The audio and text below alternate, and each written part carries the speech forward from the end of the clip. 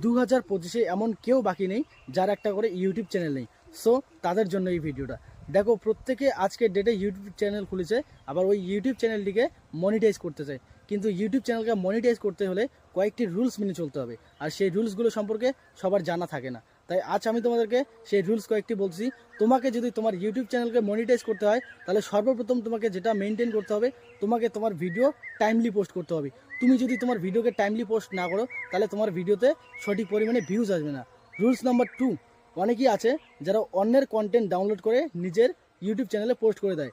তো তোমরা যদি এভাবে অন্যের কন্টেন্ট ডাউনলোড করে নিজের আইডিতে কিংবা চ্যানেলে পোস্ট করে দাও, তাহলে তোমার সেই আইডিতে কিংবা তোমার ভিডিওতে কপিরাইট ক্লেম আসতে পারে। তাই এটা কখনোই করবে না, আর করা যাবে না।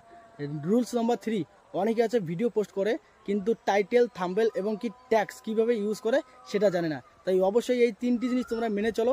আর এই 3টি জিনিস সম্পর্কে তোমাদের যদি জানা না থাকে, তাহলে ইউটিউবে সার্চ করো, হাজারো এরকম ভিডিও আসবে যেগুলো দেখলে কিংবা শিখলে তোমরা 100% নিজের চ্যানেলকে গ্রো করতে পারবে।